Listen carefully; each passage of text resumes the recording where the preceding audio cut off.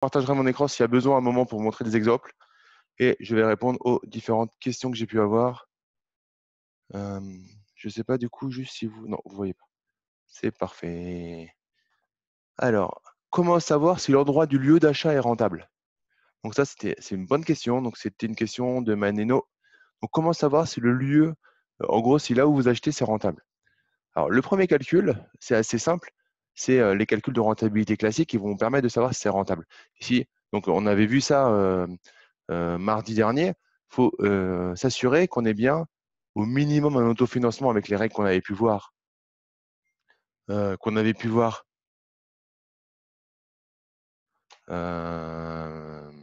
Mardi. Mais au-delà, Magali me dit qu'elle ne l'entend pas. Est-ce que les autres… Est-ce que vous m'entendez les autres? Mettez-moi juste un petit yes pour savoir si je ne parle pas dans le vent.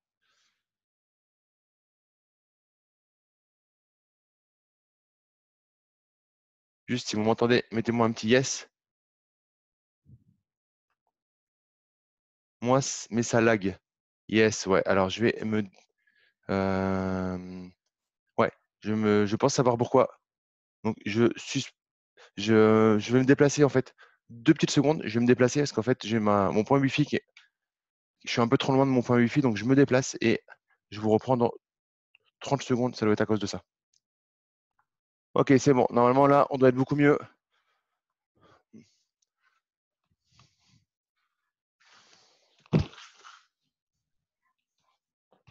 Ok, next, tac. Ok, ça doit être beaucoup mieux. Oh yes, c'est mieux. C'est parfait, on va pas perdre plus de temps. Donc, pour voir si un bien, alors si le bien que vous allez acheter est rentable, l'endroit où vous êtes, c'est rentable. Donc, ce que je vous dirais, c'est le premier truc à faire, c'est les calculs de base qu'on a pu voir la dernière fois. Mais surtout, c'est voir si le bien, si la zone où, voir si la zone où vous allez acheter, où vous comptez acheter, si elle a l'air d'être dans une démographie, par exemple, positive ou pas. Je découperai en deux parties. Vous allez acheter à Paris, à Lyon, à Nantes. Vous allez acheter dans une grande ville, à Marseille. Vous avez en fait assez peu de questions à vous poser. Si votre opération elle est rentable, une opération rentable, c'est quoi? C'est un minimum, on va dire, allez, dégager un minimum de 100 euros de cash flow sur un investissement dans les 100 000 euros. Ça me paraît être le minimum pour, si vous voulez vraiment pouvoir multiplier les investissements. Maintenant, la question, je ne sais pas tous d'où vous êtes, mais la question, elle est plutôt si vous êtes dans une zone un petit peu plus compliquée, un peu plus rurale, avec moins d'habitants, peut-être une ville même de 20 000 habitants, 30 000 habitants, ça peut être une très très bonne chose, mais il faut étudier si vous êtes dans une zone où est-ce que l'attraction repose sur une seule société. Imaginons que par rapport à ça, cette société ferme, est-ce que vous pourriez avoir un problème par rapport à vos locataires, par rapport au fait de retrouver des loyers. Ensuite, est-ce que vous allez proposer une offre, ce que j'appelle premium, c'est-à-dire de grande qualité dans votre logement, alors que 90% des appartements qui seront loués seront pourris. Juste mettez-moi un petit like ou enfin un petit yes si vous m'entendez bien, pour être sûr que je ne parle pas dans le vide. Ok, super. C'était juste pour être sûr que je sois pas tout seul. Donc voilà. Est-ce que vous voulez des précisions en plus sur cette question? Je vais essayer parce que je voudrais balayer vraiment toutes les questions. Donc retenez, en gros, soit vous achetez vraiment dans une zone, voilà, vous achetez Paris, proche Grand Paris, dans des zones vraiment très attractives, soit vous allez vous éloigner un peu dans ces cas-là. Attention, est-ce que c'est une seule société qui, par exemple, fait la pluie et le beau temps, et dans ces cas-là, si jamais elle ferme, si jamais vous savez, en ce moment, c'est quand même assez compliqué. Donc, si jamais elle ferme, est-ce qu'il y a un souci?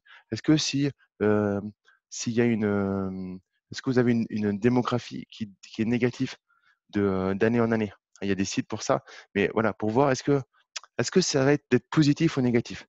Ensuite, une règle de base, si vous louez quelque chose de très bonne qualité, vous allez trouver des locataires n'importe où. Donc, si votre produit est rentable et vous faites de la grosse qualité, vous allez trouver des locataires n'importe où. Et en plus, vous allez pouvoir louer plus cher que les autres.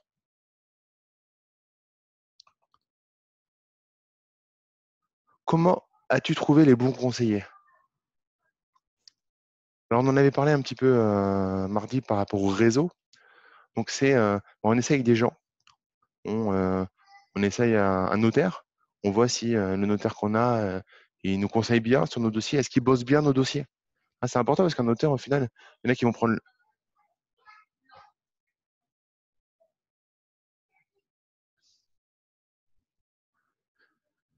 Juste, Magali, du coup, tu as un petit souci essaie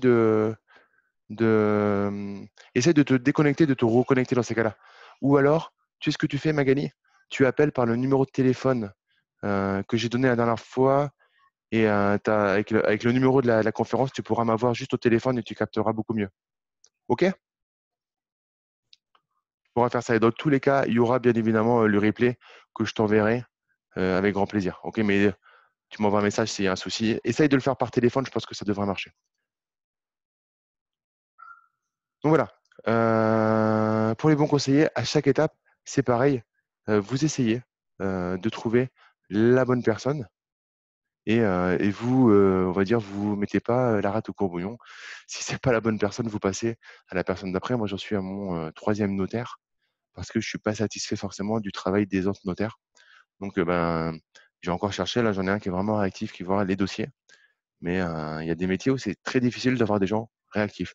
Dans les travaux, c'est très difficile d'avoir quelqu'un qui va tenir les délais. Donc, il faut travailler ça au fur et à mesure. Qu'est-ce que le CFE? Donc, c'est la CFE, cotisation foncière des entreprises. Il me semble que j'avais répondu mardi, mais comme je ne sais plus trop, donc je prends toutes les questions, j'ai sélectionné toutes les questions et je vais y répondre. C'est une sorte de taxe d'habitation du propriétaire, j'ai envie de dire. Donc, c'est si vous êtes en loueur meublé non professionnel ou professionnel, mais dans notre cas, si on se base sur du LMNP, en fait, on va payer la CFE parce qu'on est au régime des BIC, hein, des bénéfices industriels commerciaux, et du coup, on est vu comme une société, du coup, on va payer la CFE. Par contre, on risque de payer normalement le minimum. Gères-tu toi-même ou via agence? Alors, pour l'instant, je gère moi-même. Euh, Après, voilà, j'essaie d'avoir en fait plutôt, j'opte plutôt, plutôt une technique à avoir des personnes de confiance qui peuvent se déplacer rapidement sur les appartements qu'une agence immobilière dans laquelle il est difficile d'avoir confiance. Je préfère avoir par exemple un petit artisan que je peux faire venir, euh, que je peux faire venir sur place si j'ai un problème. Et après, voilà, pour les entrées-sorties, je gère pour l'instant, en tout cas cette partie-là. Voilà, j'ai du mal à avoir confiance dans les agences immobilières. J'ai pas forcément de bons retours, mais après ça, voilà, si vous trouvez une agence de confiance, euh, c'est possible aussi. Et après, autre point, si vous êtes vraiment très loin, vous avez une énorme rentabilité, mais faut tenter le coup d'avoir une agence immobilière, sachant que plus vous allez dans des petits endroits et plus ça va être compliqué d'avoir une agence immobilière dans le coin. Le premier bien, il faut l'acheter à son nom ou il faut créer une société. Donc ça, c'est une question, pour le coup, c'est une question qui n'a pas de réponse immédiate. Parce qu'en fait, euh, la question là, elle est vraiment trop généraliste. Euh, il y a des cas où il vaut mieux l'acheter à son nom, il y a des cas où il vaut mieux l'acheter en société. Je vais te donner le cas où c'est mieux l'acheter en société. Tu achètes un immeuble et à l'intérieur de l'immeuble, tu as un local commercial, ça sera mieux de créer une société, une SCI ou autre société. Mais on va dire, on va partir du basique, on va partir sur la SCI. Maintenant, tu achètes un petit appartement ou tu fais un grand appartement pour faire une colocation. euh, Bah, dans ces cas-là, tu vas l'acheter tu peux très bien l'acheter en nom propre, donc en indivision, ce qu'on appelle en indivision. Ça a quelques peut-être inconvénients au niveau de la souplesse, mais ça a aussi de gros avantages encore aujourd'hui. Donc, je te conseillerais en gros, si tu peux commencer par du nom propre, fais-le, parce que ça sert à rien en fait de se mettre des barrières sur la fiscalité, sur le côté juridique, et c'est quand même des frais supplémentaires. Parce que si tu te montes en société, il faut faire des statuts. Et si tu veux, tu peux revoir, j'ai fait une vidéo avec mon frère qui est avocat en droit des affaires. Et il parle des avocats sur Internet, là, qui sont pas en fait des avocats qui te font des statuts pour gratuitement. Alors bien évidemment, on en va en parler juste à un moment à la fin, là, je vais vous montrer un truc. Tu peux tout toucher gratuitement, bien sûr, sur Internet. Tout toucher. Tout. Surtout de la merde, mais tout. Gratuitement. Méfie-toi. Méfie-toi de ça. Donc voilà, si tu as une société à monter, il y aura une structure à mettre en place, il y aura et des obligations que tu n'as pas en nom propre. Et quand tu commences, ça ne sert pas à grand-chose de mettre ça en place. Alors, autre question, c'est qui ton expert comptable? Ah oui, je vous ai parlé de mon expert comptable. Alors là, on va le faire à l'envers. Ceux qui veulent, qu'on ont besoin réellement de mon expert comptable, vous m'envoyez un mail à damien-esprit-gagnant.com et je vous répondrai directement. Je ne vais pas donner l'information de manière généralisée pour pas qu'il soit saturé. Je préfère. Vous me dites pourquoi vous en avez besoin, vous m'envoyez un mail avec grand plaisir. Je vous mets en contact avec mon expert comptable. OK? Et toi, comment tu fais? Donc ça, je ne sais pas trop ce que c'était. Donc c'est pas. Comment constituer le portefeuille immobilier idéal par rapport à son mindset en partant de zéro? Le portefeuille immobilier idéal?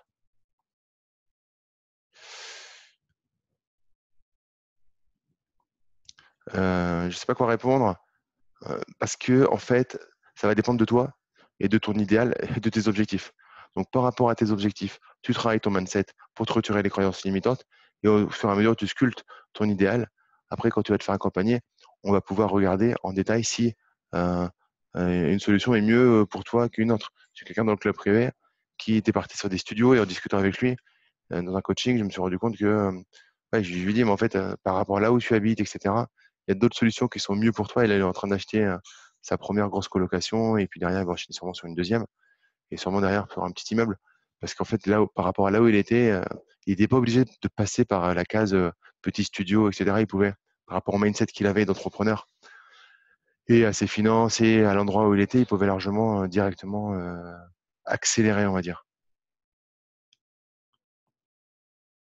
Investis-tu toujours près de chez toi, le plus loin et à combien de temps de chez toi? D'accord. Investis-tu toujours près de chez toi? Non, j'investis pas toujours près de chez moi. Et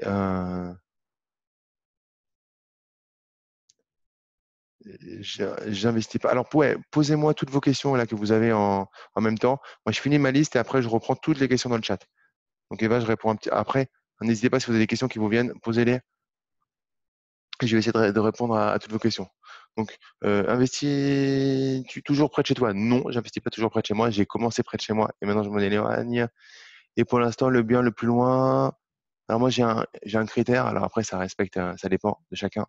Aujourd'hui, les personnes qui travaillent pour moi, je leur demande de regarder dans un rayon de 2 à 3 heures en transport, soit en voiture, soit en transport en train, etc. Je veux que une exigence, c'est que de porte à porte, ça me prenne environ 3 heures maximum pour pouvoir y aller de temps en temps et pouvoir, par exemple, faire l'aller-retour sur une journée. Après, je conseille de commencer près de chez soi initialement. Après, si vous habitez dans le 7e arrondissement de Paris, ça va être un peu plus compliqué d'investir à 5 km de chez soi. Comment avoir des devis pour les travaux pour le dossier bancaire? Donc oui, pour le dossier bancaire, si vous voulez faire des travaux, il faut des devis à l'intérieur. Alors deux possibilités, soit vous faites un devis un petit peu à votre sauce. La banque n'ira pas y vérifier parce qu'en gros, elle n'en a pas grand-chose à faire du devis initial. Ce qui l'intéresse, c'est les appels à facture que vous allez avoir un peu plus tard. Donc soit vous débrouillez, entre guillemets, donc j'ai rien dit, mais vous avez compris. Soit vous demandez à des sociétés de se déplacer, c'est quand même le mieux, de demander à des sociétés de se déplacer et pour valider un petit peu quand même votre macro-estimation. C'est chiant. Vous allez avoir deux sociétés sur trois qui vont pas se déplacer. Mais bah, tant pis, c'est votre boulot d'investisseur. Vous appelez, vous appelez, et puis il y en a qui vont se déplacer, quoi. Donc, faire venir une société pour qu'elle se déplace, elle vous fait un devis. Euh, vous allez galérer sur les sociétés qui vont se déplacer. Il y en a qui vont pas non plus vous faire des devis. Donc, vous lâchez pas. D'où l'intérêt ensuite d'avoir un réseau d'entreprises partenaires qui sauront que vous êtes quelqu'un de sérieux et du coup, qui sauront que si vous validez, vous allez travailler avec eux. Et là, d'un coup, ils vont vous faire sans problème vos devis. Faut-il passer par un courtier pro ou un banquier? Pour moi, là-dessus, une technique qui est vraiment intéressante, c'est interroge ton banquier, déjà, tu regardes. Et ensuite, si tu as beaucoup de temps à user et que tu connais vraiment le système bancaire, il y a très peu de personnes qui connaissent réellement le système bancaire, hein, même dans les formateurs et les blogueurs. Très honnêtement, voilà, moi j'ai 14 ans d'expérience du système bancaire, hein, comme je vous avais dit, donc je le connais de l'intérieur. Il y a très peu de personnes en fait qui le connaissent de l'intérieur, donc en fait, même dans les blogueurs, dans les gens qui forment, qui sont très bons par ailleurs sur d'autres choses, sur cette partie-là, c'est des candidats-on, on va dire. Maintenant, Moi, je trouve que lâcher un billet, même à un courtier, ça reste quelque chose d'intéressant parce que, en fait, ça va vous revenir à 20 euros par mois sur 20 ans. Et, euh, et puis, ça va vous permettre de faire déjà de faire d'autres choses. Et puis, chacun son métier. Donc, pour moi, vous allez voir votre banque principale, vous regardez le taux qu'elle vous fait, et vous prenez un courtier pour le reste et vous regardez qui vous, euh, qui vous donne la meilleure offre dans sa globalité.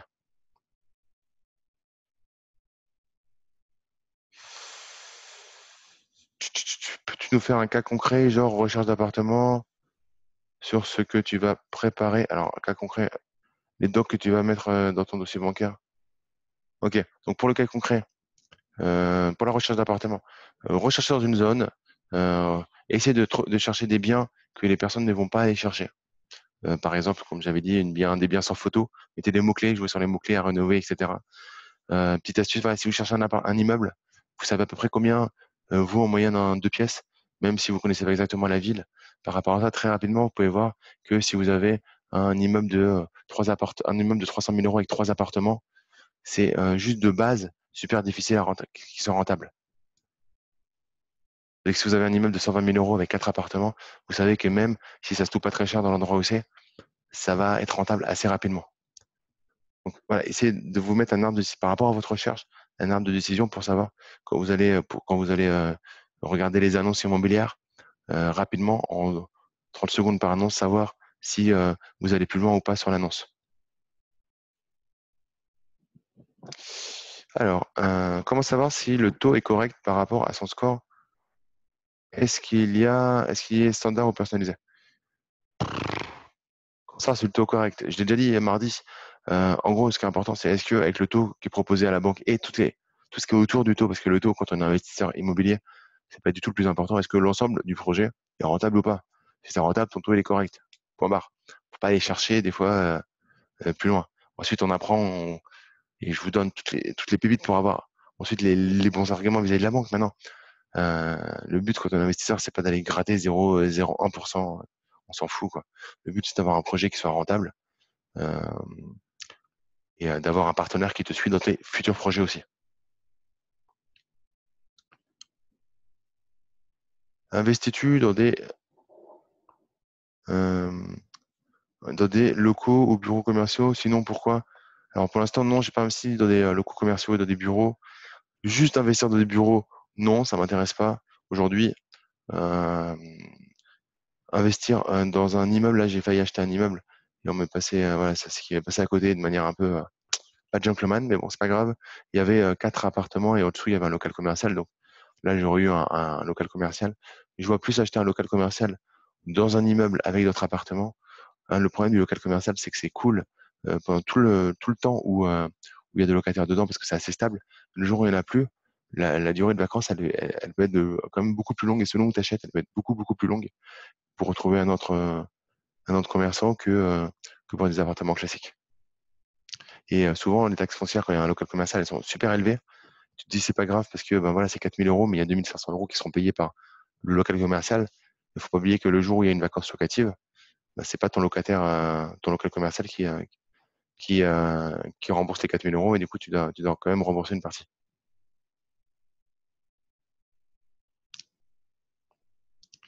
Alors,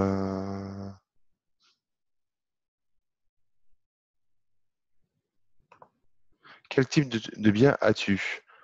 Donc, comme je l'avais dit, ouais, je l'ai dit au début de la presse, je fais pas de location courte durée à ce stade.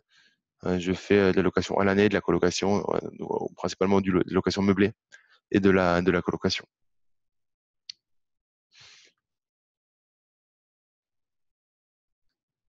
Alors, attendez, ça. Donc, le compromis acte en main, euh, le prêt amortissable, la gestion des travaux sont des éléments qui méritent un peu plus d'éclaircissement. Donc, ça, c'est une question que j'avais.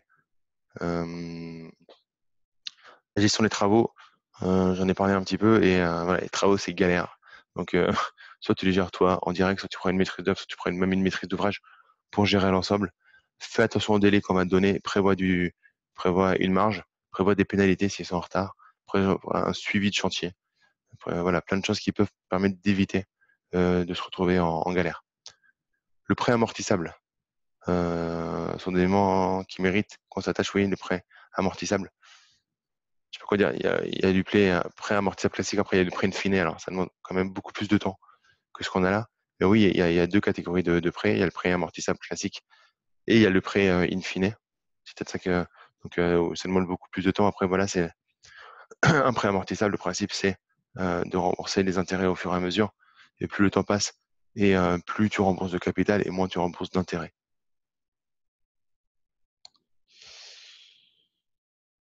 Euh, Comment tu identifies le lieu de là où tu veux acheter, les sites sur lesquels tu cherches, qu'est-ce qui attire son attention? Alors, qu'est-ce que tu identifies les lieux de là où tu veux acheter? Donc, moi, j'avais une première partie de stratégie où je voulais faire du rentable et patrimonial, c'est-à-dire que je voulais faire des choses qui n'étaient pas le meilleur cash flow au monde par rapport à ce que tu peux entendre sur Internet. Moi, je savais qu'en dormant, pendant que je dormais, mes biens, ils prenaient de la valeur parce qu'il y avait une plus-value latente qui montait. Donc, je voulais allier dans ma stratégie les deux, donc j'allais dans des villes. Donc, j'ai commencé, de toute façon, dans Paris, j'ai commencé par la couronne très proche Paris pour faire des choses qui sont peut-être pas les meilleures rentabilités au monde, mais il y a une rentabilité à côté de ça, ça prend de la valeur d'année en année, d'année en année. Maintenant, je regarde des villes un peu.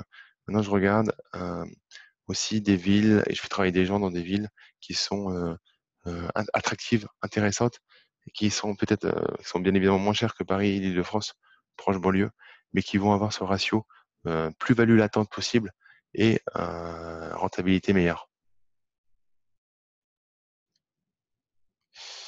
J'ai vu où tu vas acheter les sites sur lesquels tu cherches, qu'est-ce qui attire ton attention? Donc les sites, moi je regarde sur les sites classiques. Aujourd'hui, je travaille aussi surtout aussi avec des investisseurs avec des investisseurs chasseurs d'appart qui travaillent pour moi surtout. Parce que voilà, j'ai l'impression que ça demande beaucoup de temps en déplacement quand on commence à avoir un patrimoine. Voilà, je vous ai expliqué, mon objectif là, c'est d'arriver à 2 millions. Et du coup, je veux m'utiliser en allant un peu voilà, plus loin de chez moi, là, ce que j'ai commencé à faire et ce que je continue à faire. Et du coup, ouais, je veux pas y passer des jours et des jours. Je sais rapidement sur dossier et sur questions à poser. Voilà, il y a à savoir si le bien est intéressant pour moi ou pas, ou l'immeuble. Donc, qu'est-ce que tu vas prendre comme info pour savoir si ça vaut le coup ou pas? Alors, déjà, il y a des questions, il y a deux choses qui sont primordiales pour moi, c'est les charges de propriété et la taxe foncière. Parce que c'est des choses que tu vas pas pouvoir bouger.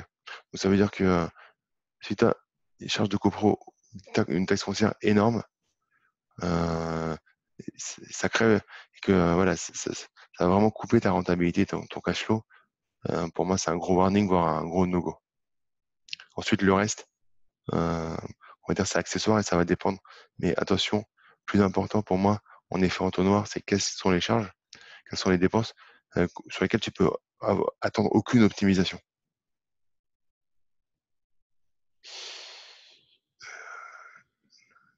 Est-ce que tu as déjà fait de la sous-location? Non, jamais fait de la sous-location. Négociation agressive égale quel pourcentage? Euh, ok. Anélia, car je viens d'en faire plusieurs et à chaque fois. Ouais, alors, négociation agressive. La négociation, c'est un jeu de rôle dans lequel tu as un élastique et tu le tires d'un côté. Tu fais gagner du terrain. L'autre le tire un petit peu. Tu fais gagner du terrain. Tu vas tirer. Et à un moment, hop, vous allez vous mettre d'accord. Maintenant, on est là. Tu tires l'élastique. Et là, t'as pas à relever tous les éléments qui auraient dû t'alerter. Et tu tires trop fort. Et t'as l'élastique qui casse. Tu as rompu toute négociation, toute communication avec une personne qui potentiellement était prête à négocier. Donc c'est l'art subtil de la négociation. Alors, moi, la négociation, c'est quelque chose, alors, je pourrais y passer 3 heures. Parce que la négociation, j'adore ça, j'en parle beaucoup dans le club privé. Et dernièrement, Mathieu du club privé, je vous mettrai il m'a envoyé un témoignage, d'ailleurs, je le mettrai sur le site dans pas longtemps. Il a remboursé son investissement juste grâce à notre dernière séance de coaching commun. Eva était là, elle pourrait en témoigner, juste par rapport à un conseil que je lui ai donné. Il voulait pas aller plus loin dans la négociation. Il m'a donné des éléments. Parce que c'est pas juste on négocie, c'est quels sont les éléments pour savoir si on peut ou pas négocier. Et du coup, il a osé faire la technique que je lui ai donnée et il a négocié 1500 euros supplémentaires. Alors on avait déjà travaillé la négoce, mais c'était la fin de la négociation qu'il n'osait pas faire. Donc agressif, oui, mais attention, c'est en jeu. Et comme je disais, mardi, on prend personne de haut.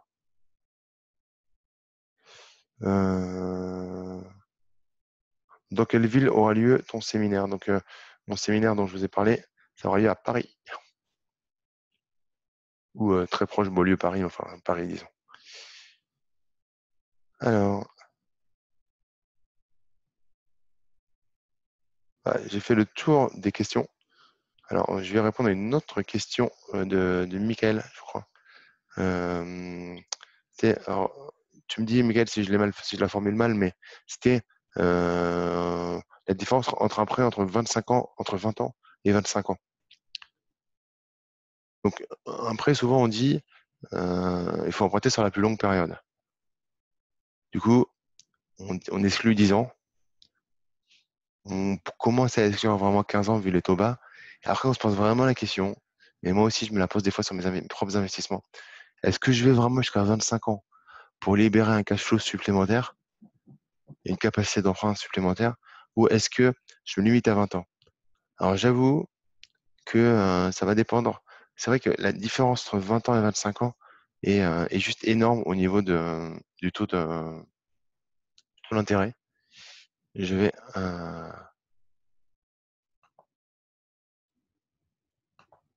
vous montrer un truc.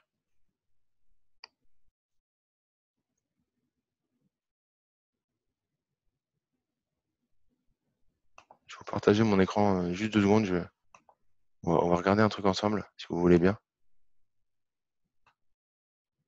Donc dites-moi là si vous voyez bien mon écran. C'est une fenêtre Google, enfin Internet Chrome, quoi. Dites-moi si vous voyez bien mon écran, juste. Yes, ok. Donc, on va aller voir un petit truc. Euh, ok, comme ça.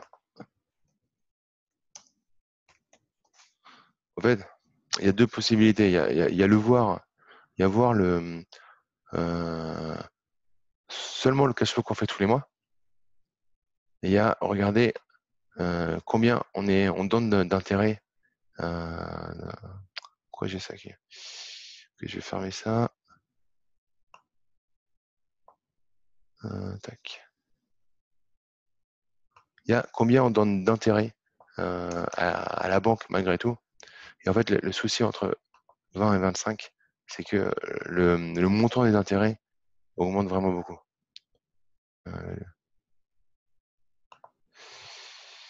Évaluer le montant. Donc, on va prendre un prêt, voilà, 150 000 euros, pas de souci, sur 20 ans. On va prendre les taux de meilleurs taux, sachant qu'on peut, souvent, par rapport à ce qui a marqué sur meilleur taux, on peut avoir mieux, mais. Donc, on a. Ok, donc on va faire ça. Attendez, parce que du coup, je vais peut-être faire un partage total plutôt, un partage d'écran. Ça. Dites-moi si vous voyez bien, normalement c'est bon.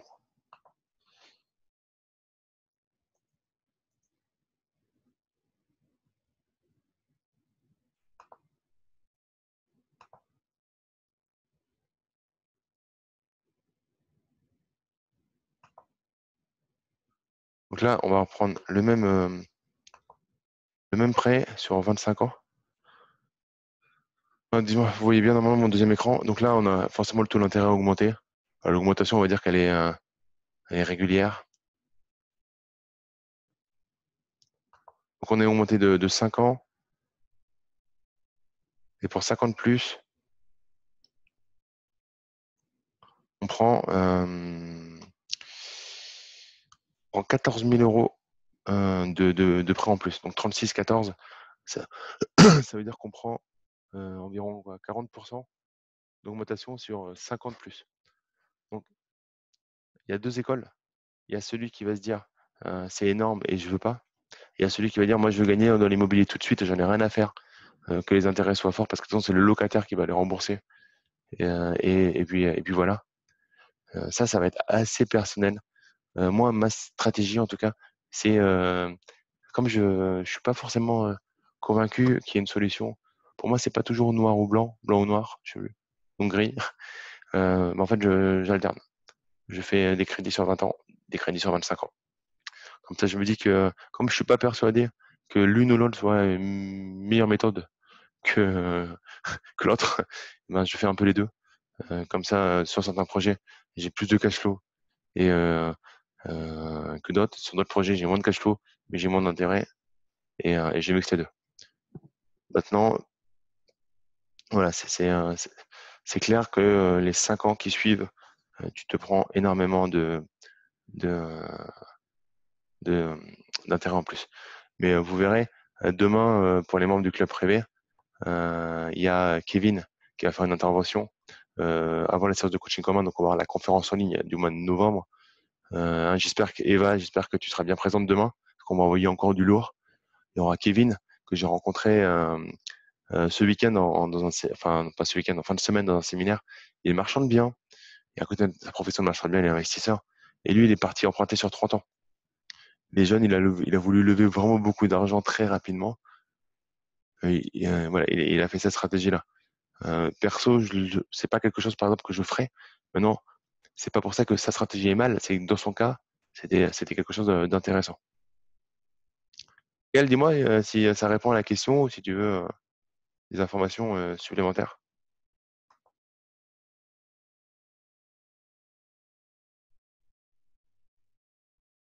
Avec plaisir, Michael. Bon, moi, j'ai fait le tour. Alors, non, j'avais une question. Je remonte juste pour les questions là. Pour ceux qui écoutent en replay, bah, n'hésitez pas à me poser des questions. Je vais vous proposer de toute façon quelque chose juste après. Parce qu'en fait, j'aime bien cette formule interactive. Donc, je vais vous proposer quelque chose que je souhaite mettre en place. Euh, c'est mieux un expert comptable par Internet ou en ville en face de nous que pose-toi, que Eva, ouais. Oh, juste par rapport à ta question sur un expert comptable Internet, entre guillemets, euh, moi, je ne l'ai pas fait. Moi, j'ai pris un expert comptable. Tu connais, hein, je te donnais les coordonnées. J'ai pris un expert comptable où, clairement, je l'ai fait valider par des gens qui travaillaient aux impôts.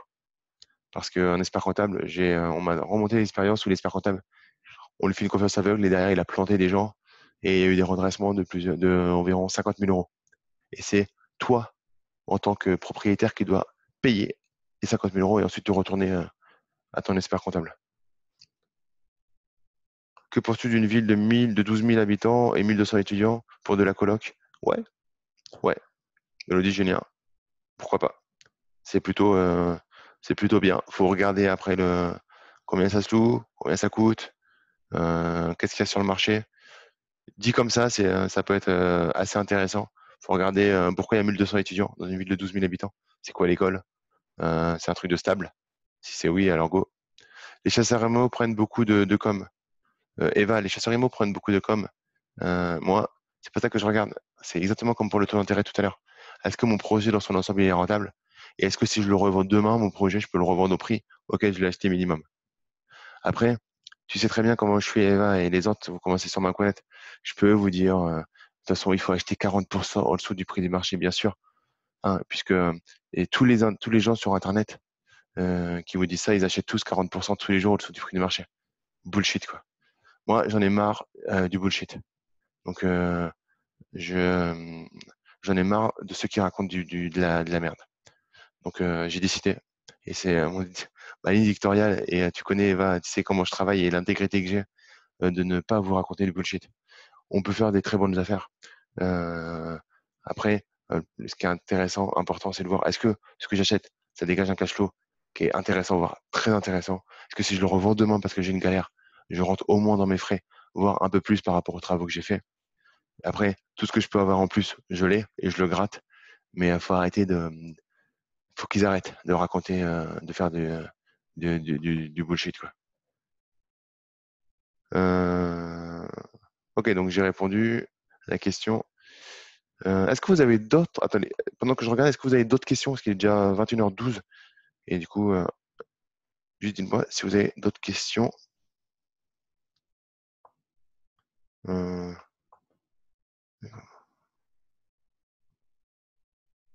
Mélodie, ouais, alors là, c'est un petit, faut qu'on rentre plus dans le détail de ton projet par rapport à ça. Ce que je te propose, c'est demain, lors de la séance de coaching commun, tu m'as pas rempli ta fiche, il me semble. Hein, dans le mail que j'ai envoyé, il y a une fiche à remplir. Et tu prépares tout ça et demain, tu passes. Et quand tu passes, on en discute en séance de coaching commun ensemble.